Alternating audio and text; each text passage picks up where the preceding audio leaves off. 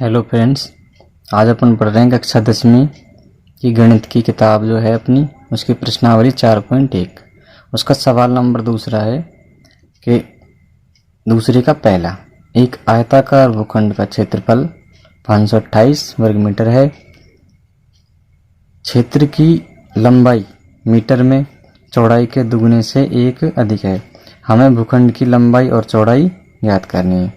देखो, हमारे पास एक आयताकार भूखंड है। भूखंड का मतलब एक खेत जो है उसका हिस्सा, टुकड़ा, एक आयताकार भाग का टुकड़ा है। उसका क्षेत्रफल दे रखा है हमें 528 वर्ग मीटर। क्षेत्रफल हमेशा वर्ग में आता है और आयतन जो होता है वो क्यूब में आता है। लंबाई चौड़ाई मीटर में या सेंटीमीटर में होती है। अब हमारे पास दे रखा है कि आयताकार भूखंड का क्षेत्रफल 528 वर्ग मीटर है। क्षेत्र की लंबाई मीटर में चौड़ाई के दुगने से एक अधिक है। हमें भूखंड की लंबाई और चौड़ाई ज्ञात करनी है। तो देखो, अपन एक मान लेते हैं कि एक आयताकार भूखंड है। देखो, अपन जानते हैं कि आयताकार भूखंड में उसकी लंबाई और चौड़ाई वो अलग अलग होती हैं। मतलब आयत होता है, आयत में आमने सामने की भुजाएं बराबर होती हैं, है ना। आमने सामने की भुजाएं बराबर होती हैं। अपन से कह रहा है कि आयताकार भूखंड का जो चौड़ाई है, लंबाई जो है चौड़ाई के दुगने से एक अधिक है। तो देखो, अपन मान लेते हैं कि यदि चौड़ाई ये है अपने, इसको अपन ने माना x, ये चौड़ाई है। यदि ये x है तो ये भी x होगी, क्योंकि ये अपने पास क्या है, चौड़ाई है। आमने सामने की भुजाएं क्या होती हैं, इसमें बराबर होती हैं। अब अपन से कह रहा है कि प्रश्नानुसार लंबाई जो है, ये जो लंबाई है अपनी चौड़ाई के दुगने से एक अधिक है। चौड़ाई क्या है अपनी x का 2 गुना क्या होगा 2x, और इससे क्या है एक अधिक है। तो ये अपने पास आ गई लंबाई। उसके बाद क्या कहा है कि इस आयताकार भूखंड का क्षेत्रफल 528 वर्ग मीटर है। ठीक है, उससे हमें क्या निकालना है, एक द्विघात समीकरण बनानी है। केवल द्विघात समीकरण ही इसमें बनानी है। तो देखो, अपने पास ये 2x+1 है, तो ये भी 2x+1 होगा। अब हमारे पास अपन मान लेते हैं हल में, अपन ने माना आयताकार भूखंड की, या फिर मान लेते हैं भूखंड की चौड़ाई। भूखंड की चौड़ाई, देखो अपन चौड़ाई ही क्यों मानी, चौड़ाई बराबर x, इसमें मीटर में दे रखी है तो अपन ने मान ली x मीटर। देखो, अपन ने चौड़ाई ही क्यों मानी, क्योंकि अपन से कहा है कि लंबाई जो है चौड़ाई के दुगने से है। तो अपन चौड़ाई को मान लेंगे, फिर चौड़ाई का दुगुना कर देंगे, उसमें एक अधिक कर देंगे तो हमें लंबाई मिल जाएगी। इसलिए अपन ने क्या माना, चौड़ाई को माना x मीटर है। तो अपने पास लंबाई जो है अपने पास आएगी, प्रश्नानुसार लंबाई हो जाएगी कि चौड़ाई के दुगने, चौड़ाई अपनी x है, x का दुगुना 2x, इसके एक अधिक है। लंबाई जो है चौड़ाई के दुगने से एक अधिक है। तो हमें भूखंड की लंबाई और चौड़ाई ज्ञात करनी है। हमें केवल इसमें द्विघात समीकरण बनाना है। तो अब देखो, हमें क्षेत्रफल दे रखा है 528 वर्ग मीटर। तो अपन इसी को हल करते हैं कि क्षेत्रफल, आयताकार भूखंड का क्षेत्रफल, या फिर अपन बोलेंगे आयताकार भूखंड का क्षेत्रफल, आयताकार भूखंड का क्षेत्रफल। देखो, आयताकार भूखंड कहो या फिर आयत कहो, उसका जो क्षेत्रफल का फॉर्मूला होता है वो होता है लंबाई गुणा चौड़ाई, L गुणा B। अपन हिंदी में कहें लंबाई गुणा चौड़ाई। तो अपने पास लंबाई का मान कितना है, लंबाई है अपने पास 2x+1, और गुणा में क्या है B क्या है चौड़ाई अपने पास x मीटर दे रखी है। और इसका जो क्षेत्रफल है वो हमें किसके बराबर दे रखा है, 528 के। तो बराबर में दे रखा 528, ये अपन लिख दिया 528। अब देखो, इसमें इसका गुणा अंदर इससे करेंगे। देखो, इसका गुणा आप इससे करो तो 2x की घात, देखो 2x गुणा x किया, 2x गुणा x, इसका गुणा इससे किया, 2x गुणा x आ गया, प्लस 1 का गुणा आप x से करोगे तो x आ जाएगा, बराबर में 528। देखो, आप आधार समान x की घात, देखो x है तो x की घात कुछ नहीं था, आप 1 मान सकते हो। तो यहाँ पे 2x की घात आ गई 2x की घात 2, प्लस में x, और इसको आप इधर ले आओ तो यह जाएगा प्लस का इधर आके माइनस का 528, बराबर में क्या बचेगा 0। तो हमारे पास ये जो द्विघात समीकरण ये जो बनी है, ये हमें इसमें ज्ञात करनी थी। कि किसी भी द्विघात समीकरण को, इसमें हमें केवल इतना ही बताना था, एक द्विघात समीकरण किस प्रकार से बनेगी, निम्न स्थितियों में दर्शाना था बस। अपना अगला सवाल है, दो क्रमागत धनात्मक पूर्णांकों का गुणनफल 306 है। दो क्रमागत धनात्मक पूर्णांकों का गुणनफल 306 है। हमें पूर्णांकों को ज्ञात करना है। देखो हमारे पास कोई भी क्रमागत है, क्रमागत होने चाहिए धनात्मक और वो पूर्णांक है। देखो पूर्णांक हमारे पास प्लस के भी होते हैं और माइनस के भी होते हैं। अपन जानते हैं पूर्णांक संख्याएं प्लस की भी होती हैं और माइनस की भी होती हैं। लेकिन हमें कैसे लेना है, दो क्रमागत, क्रमागत मतलब 1 2 3 जैसे लगातार होते हैं ना, 1 2 3 ऐसे बढ़ते हुए क्रम में लगातार। दो क्रमागत धनात्मक मतलब लगातार होंगे बढ़ते हुए या घटते हुए, इसमें हमें धनात्मक लेना है मतलब बढ़ते हुए। तो क्रमागत है मतलब एक के बाद जैसे अगला 2 आया, 2 के 3 4 5 ऐसे आगे तक, और वो भी कैसे लेने, प्लस के। धनात्मक पूर्णांक लेने 2, मतलब 2 धनात्मक पूर्णांक लेने हमें, और हमें बताना है कि इनका जो गुणनफल दे रखा 306, मतलब 2 पूर्णांक लेंगे क्रमागत धनात्मक पूर्णांक, उनको हमें करना है गुणनफल। गुणनफल दे रखा है 306। तो हमें जो द्विघात समीकरण बनेगी केवल हमें उसको बनाना है, केवल द्विघात समीकरण को बनाना है बस, इसमें और कुछ नहीं करना। तो देखो हमारे पास अपन इसको करेंगे माना, हम मान लेते हैं कोई भी धनात्मक पूर्णांक संख्याएं 2। तो हल अपन इसमें मान लेते हैं माना 2 धनात्मक पूर्णांक संख्याएं, धनात्मक पूर्णांक या पूर्णांक संख्याएं, माना 2 धनात्मक पूर्णांक क्या है, x और x+1 है। अपन ने 2 संख्या मान ली, एक तो मान ली x और दूसरी क्या मान ली, x+1। अब हमें जो प्रश्नानुसार क्या कह रहा है कि इनका जो गुणनफल है किसके बराबर है, 306 के बराबर है। अपन कहेंगे अकॉर्डिंग टू क्वेश्चन, प्रश्नानुसार ये है कि इनका जो गुणनफल है x और x+1 का, इनका गुणनफल दे रखा है 306 के बराबर है। अब देखो आप x का गुणा इससे करना है, फिर x का गुणा इससे होगा। तो देखो x, देखो कोष्टक का मतलब क्या होता है, गुणा। तो x का गुणा x से किया, x गुणा x प्लस x का गुणा 1 से करोगे तो x गुणा 1 बराबर 306। अब आप देखिए x का, देखो आधार संघातांक नियम से हम जानते हैं यदि आधार समान होते हैं तो घातें जुड़ जाती हैं, लेकिन इन पे कुछ घात नहीं था, आप एक मान सकते हो। तो यहाँ पे x की घात क्या आ गई, 2, प्लस में x का गुणा 1 से करेंगे तो x आया। आप किसी भी संख्या का 1 से गुणा करते हो तो वही संख्या आती है।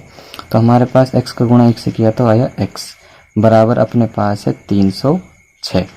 अब x² प्लस में x, अब देखो ये प्लस की संख्या इसको अपन इधर लाएंगे तो ये कैसे हो जाएगी, माइनस की। 306 बराबर 0। हमें केवल ये द्विघात समीकरण ही बनानी थी, तो अपने पास एक द्विघात समीकरण आ गई। तो अपना दूसरा सवाल हो गया।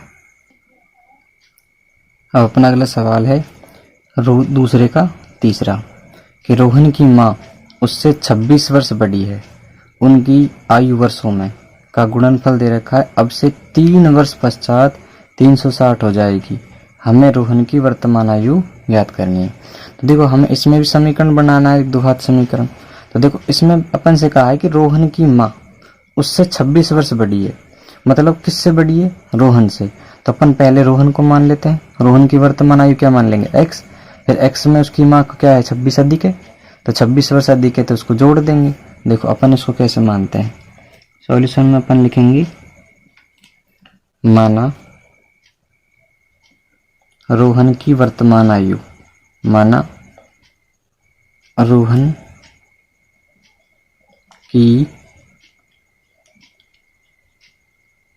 वर्तमान आयु क्या मान लेते हैं अपन, x वर्ष। रोहन की वर्तमान आयु क्या है, x वर्ष है। तो अब हमें बताना क्या है, रोहन की माँ उससे 26 वर्ष बड़ी है, मतलब वर्तमान में ही तो है ये 26 वर्ष क्या है वर्तमान में। तो रोहन की जो माँ है, रोहन की माँ की वर्तमान आयु, माँ की वर्तमान आयु क्या हो जाएगी, बराबर 26 वर्ष अधिक है ना, तो x प्लस 26 वर्ष रोहन की माँ की वर्तमान आयु क्या है, x प्लस 26 वर्ष है। अब आगे क्या कहा है कि उनकी आयु का गुणनफल, मतलब ये जो आयु है इनका गुणनफल, मतलब अब से 3 वर्ष पश्चात, मतलब अब से 3 वर्ष पश्चात जो आयु आएगी उनका हम जो गुणनफल करेंगे वो किसके बराबर है, 360 के। तो कितने वर्ष पश्चात, 3 वर्ष पश्चात। जब अपन से पूर्व के लिए बोलता है जब अपन माइनस करते हैं, और अपन के लिए पश्चात के लिए बोलता है तो हम क्या करते हैं, प्लस करते हैं। तो 3 वर्ष पश्चात है ना, तो 3 वर्ष पश्चात, 3 वर्ष पश्चात, तो 3 वर्ष पश्चात क्या हो जाएगी, रोहन की आयु क्या हो जाएगी, अपन लिखते हैं रोहन की आयु, रोहन की आयु। देखो 3 वर्ष पश्चात रोहन की आयु क्या हो जाएगी, रोहन की आयु वर्तमान में x है, तो 3 वर्ष बाद क्या हो जाएगी, इसमें 3 जोड़ देंगे, क्या हो जाएगा, 3 जुड़ जाएगा। इसी प्रकार रोहन की माँ की आयु क्या हो जाएगी, माँ की आयु, माँ की आयु हो जाएगी, देखो वर्तमान में ये थी, 3 वर्ष पश्चात इसकी आयु भी 3 अधिक हो जाएगी, तो अपने पास x प्लस में आ जाएगा 26 प्लस का x, अर्थात इसमें भी हमारे पास क्या हो जाएगा, तो इसमें 3 जुड़ जाएगा, इसमें अपने पास माँ की आयु क्या आ जाएगी, x प्लस 26, और इसमें क्या जोड़ना है, 3 वर्ष अधिक है ना, तो इसमें क्या जोड़ देंगे अपन, 3 जोड़ देंगे। तो अपने पास क्या आ जाएगा, बराबर x प्लस 26 और 3 कितना हो गया, 29। तो अपने पास ये आ गई 3 वर्ष पश्चात आयु क्या हो जाएगी, x प्लस 29। अब हमसे क्या कहा है, इनका जो गुणनफल है किसके बराबर, 360 के बराबर है। किसका गुणनफल, ये जो मान आया है इनका गुणनफल। तो अब देखो आप इसमें x, यहाँ पे अपने पास x प्लस 3 और x प्लस 29 इनका करना है गुणा। तो अकॉर्डिंग टू क्वेश्चन, प्रश्नानुसार क्या कह रखा है कि x प्लस 3 और x प्लस 29 इनका जो गुणनफल है वह दे रखा है हमें 360। कितना है यहाँ पे अपना, 360 के बराबर दे रखा है। किसके बराबर है, 360 इधर। तो अपन इसको आगे करते हैं, आगे देखो अपन इसको करते हैं, x का गुणा अभी इधर होगा x से, और फिर x का गुणा किससे होगा, 29 से भी होगा। अब 3 का गुणा x से होगा, 3 का गुणा ही किससे होगा, 29 से होगा। तो देखो आप x का गुणा x से करेंगे तो क्या आ जाएगा, x का स्क्वायर। अब देखो यहाँ पे प्लस है, यहाँ पे प्लस है, तो यहाँ पे क्या आएगा, प्लस। x का गुणा आप 29 से करोगे तो क्या आएगा, 29x। अब प्लस में ये प्लस लगा दिया, 3 का गुणा x से करना है और 3 का गुणा 29 से करना है। 3 का गुणा आप x से करोगे तो क्या आ जाएगा, 3x, प्लस 3 का गुणा करना है 29 से, तो 3 गुणा में 29 बराबर कितना चल रहा है, 360। तो देखो यहाँ पे आया अपना x स्क्वायर, प्लस इधर है अपना 29। देखो 29 देखो एक साथ है, एक जैसे हैं, x का मान इसमें भी है, x का मान इसमें भी है। 29x और 3x कितने हो गए, अपने पास हो गए 32x। कितने हो गए, 32x प्लस में, और 29 गुणा अपन ने 3 किया तो कितना आता है, 29 दिया 87 है ना। तो अपने पास बराबर में 360। ठीक है, अब x स्क्वायर प्लस में 32x प्लस देखो 87 लिख दिया। अब ये इधर प्लस का, इसको अपन इधर लाएंगे तो कैसे हो जाएगा, माइनस का 360 बराबर में 0। अब देखो x स्क्वायर प्लस का 32x, अब देखो आप 87 में से आप 360, 87 में से 360 नहीं जाते तो आप क्या करोगे कि 360 में से 87 घटा लो, 360 में से 87 घटाएंगे तो कितना बचेगा, ये अपने पास 3, ये बचेगा 7 और ये हो जाएगा 2। तो कितना है अपने पास, 273। तो माइनस का बचेंगे 273 और बराबर में ये अपने पास आएगा 0। ठीक है, तो ये अपने पास घटा लिया अपन ने, तो ये इसका क्या हो जाएगा, उत्तर हो जाएगा। हमारे पास ये क्या है, द्विघात समीकरण बन गई, तो यही अपना इसमें आंसर हो जाएगा। ठीक है, तो अगला सवाल, अपना अगला सवाल है दूसरे का चौथा। इसमें कह रहा है कि एक रेलगाड़ी 480 किलोमीटर की दूरी समान चाल से, चाल कैसी है, समान चाल से तय करती है। यदि इसकी चाल अपन 8 किलोमीटर प्रति घंटा कम कर दे होती तो वह उसी दूरी को तय करने में 3 घंटे अधिक लेती।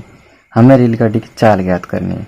देखो हमसे कह रहा है कि यदि एक रेलगाड़ी है, उसकी दूरी कितनी है, 480 किलोमीटर है, वो किसी समान चाल से चल रही है, जैसे 480 किलोमीटर की दूरी है अपने पास, टोटल 480 किलोमीटर की दूरी है। इसको एक रेलगाड़ी, ट्रेन जो है, ट्रेन बोलते हैं अपन, एक रेलगाड़ी जो है अपने पास इसे ये है क्या कर रही है, एक समान चाल से चल रही है। समान चाल मान लेते हैं अपन क्या है, मान लेते हैं x किलोमीटर प्रति घंटा। अब वो x किलोमीटर प्रति घंटा की चाल से वो चल रही है। अब क्या कह रहा है कि आगे वो कह रहा है कि तय करते यदि इसकी चाल 8 किलोमीटर प्रति घंटा कम होती। अब जो स्पीड से जो चाल चल रही थी, जिससे चल रही थी रेलगाड़ी, अगर इसकी चाल अपन क्या कर दें, 8 किलोमीटर प्रति घंटा कम कर दें, तो ये समय क्या लेगी, अधिक समय लेगी। देखो अब पहले जिस चाल से चल रही थी, मान लीजिए 40 किलोमीटर प्रति घंटा की चाल से चल रही होती, तो ये जितना समय इसको पहुंचने में लगता, और इसकी चाल को हम घटा देते, मान लीजिए 30 कर दी, 30 किलोमीटर प्रति घंटा। अगर ये 40 किलोमीटर प्रति घंटा मतलब 1 घंटे में कितने चलती है, 40 किलोमीटर, और अगर इसकी चाल कम कर दें 30 किलोमीटर प्रति घंटा, तो ये क्या चल रही है कि ये तो 1 घंटे में 30 किलोमीटर चल रही है, और ये तो फास्ट चल रही थी, लेकिन ये कितनी है, ये धीरे धीरे चलेगी। तो इसको समय क्या लगेगा, इसको समय लगेगा ज़्यादा, इसको समय लगेगा ज़्यादा। इसलिए ये कह रहा है कि 3 घंटे अधिक समय लेती। तो हमें रेलगाड़ी की चाल ज्ञात करनी है। देखो सबसे पहले दूरी हमारे पास 480 किलोमीटर ही है, और हमें इसी दूरी को तय करने में उसे कितना समय लगेगा। देखो अपन इसको दो समीकरण के आधार पर एक द्विघात समीकरण बनाएंगे। तो सबसे पहले हमने क्या माना कि एक जो है अपने पास चाल, समान चाल क्या मान ली, x किलोमीटर, और हमारे पास समय दे रखा है ना, तो हम क्या करेंगे, समय का जो सूत्र होता है, समय बराबर होता है दूरी बटे चाल, या फिर अपन कहते हैं चाल बराबर दूरी बटे समय, है ना। तो समय बराबर क्या होता है, दूरी बटे चाल। तो अपने पास समय, पहली वाली जो दूरी है, पहली वाली ट्रेन जो है, जो चाल x मानी अपन ने, इस चाल पे समय क्या मान लिया अपन ने, t1 मान लिया। तो t1 में वह दूरी अपने पास कितनी है, 480, और चाल क्या है, x है। तो अपने पास प्रथम दूरी जो तय करने में जो समय है, उसका मान t1 माना अपन ने। तो t1 बराबर कितना आया, 480 बटे में x, है ना। अब हमारे पास यदि जो अपने पास चाल दे रखी थी, उसको हम क्या कर दें, 8 किलोमीटर कम कर दें। मतलब जो x का मान दे रखा था, इसको हम क्या कर दें, चाल को अपन कर देते हैं 8 किलोमीटर प्रति घंटा कम। चाल बराबर क्या कर दी अपना, x माइनस 8, मतलब पहले चाल x थी, उसको अपन ने कितना कर दिया, 8 किलोमीटर प्रति घंटा कम कर दिया। तो हमारे पास जो समय होगा, समय क्या, t2 जो होगा हमारे पास वो आ जाएगा। दूरी अपने पास क्या रखनी है, दूरी रखनी है उसी दूरी, मतलब यही दूरी रखनी है, समान चाल है।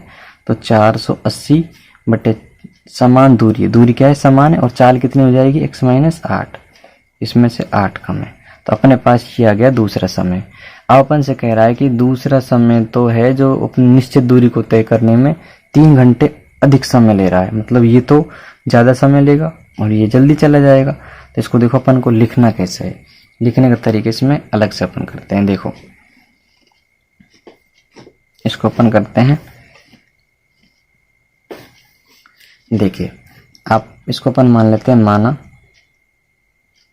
सॉल्यूशन में अपन मान लेते हैं माना रेलगाड़ी की समान चाल, रेलगाड़ी की चाल, है ना, समान चाल है, चाल अपन ने मान ली x किलोमीटर प्रति घंटा। तो अपने पास और दूरी कितने दे रखी है, 480 किलोमीटर। तो हमारे पास समय जो है, समय t1 बराबर आ जाए, दूरी कितनी है 480, तो 480 बटे चाल है x, ये मान लीजिए एक आ गई समीकरण। अब अपने पास यदि चाल क्या हो जाए, चाल 8 किलोमीटर प्रति घंटा क्या हो जाए, कम। अपन से कह रहा है कि चाल क्या हो, 8 किलोमीटर प्रति घंटा कम हो। तो हमारे पास चाल क्या आएगी, तो हमारे पास तो चाल जो होगी वो अपने पास हो जाएगी x अपनी समान चाल थी उसमें से क्या घट जाएगा 8। तो इस स्थिति में हमारे पास जो समय आएगा, इस स्थिति में हमारे पास समय जो है उसका मान है t2। t2 बराबर हो जाएगा, दूरी कितनी है वही अपने पास 480 बटे में समय हो जाएगा x माइनस का 8। इसको समीकरण आप 2 नाम दे सकते हो। ठीक है, अब अपन लिखेंगे कि भाई प्रश्नानुसार क्या कह रहा है वो, क्या कह रहा है प्रश्नानुसार कि अकॉर्डिंग टू क्वेश्चन, प्रश्नानुसार कि t1 जो समय है और t2 दो अपने पास समय है। अब कह रहा है कि ये वाला समय ज़्यादा ले रहा है, ये समय जो है अपने पास चलने में ज़्यादा समय ले रहा है t1 की तुलना में। तो देखो इनको हमें बराबर करना है, तो बराबर करने के लिए क्या करेंगे, 3 अधिक है ना, तो इसमें 3 अधिक है तो इसमें क्या कर देंगे 3 जोड़ देंगे, जिससे क्या हो जाएंगे दोनों ही बराबर। अब देखो t1 का मान और t2 का मान दोनों को अपन यहाँ पे रख दें, तो देखो अपने पास आएगा 3 प्लस t1, t1 का मान अपने पास है 480 बटे में x। देखो इसके नीचे कुछ नहीं, आप एक मान सकते हो, बराबर t2 का मान अपने पास 480 बटे में x माइनस का 8। देखो इसमें अपन इसका एलसीएम लेंगे, 1 और x का एलसीएम कितना आएगा x है ना, तो x का गुणा इधर तिरछा गुणा कर देंगे, 3 का गुणा x से, तो ये अपने पास आ जाएगा 3x और यहाँ पे ये प्लस 480 गुणा 1 करेंगे तो 480 बराबर इधर है अपने पास 480 बटे में x माइनस का 8। ये अपने पास ये मान। अब अपन क्या करेंगे, इनका तिरछा गुणा कर देंगे, जैसे अपन वज्र गुणन बोलते हैं कि इसका गुणा इससे हो जाएगा और इसका गुणा इससे हो जाएगा। तो देखो अपन इसको करते हैं, 3x प्लस 480 इसका गुणा इससे कर रहे हैं x माइनस 8 बराबर 480 गुणा अपन ने किया है 480 गुणा में x, तो क्या आ गया 480x। अब इसका देखो आप इसका गुणा अंदर सबसे होगा, तो 3x का गुणा x से किया तो कितना आ जाएगा 3x स्क्वायर, 3x स्क्वायर आ जाएगा।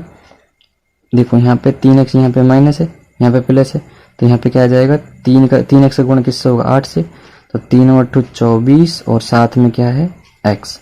अब हमारे पास प्लस 480 इसका गुणा करना है x से, तो 480 प्लस में 480 गुणा में ये अपने पास x माइनस, देखो प्लस का गुणा अपन माइनस करते हैं तो यहाँ पे क्या आएगा माइनस, 480 गुणा में 8, 480 गुणा में आ गया 8। अब अपने पास बराबर में कितना है 480 x गुणा में अपने पास इधर क्या बच रहा है लास्ट में 480 x।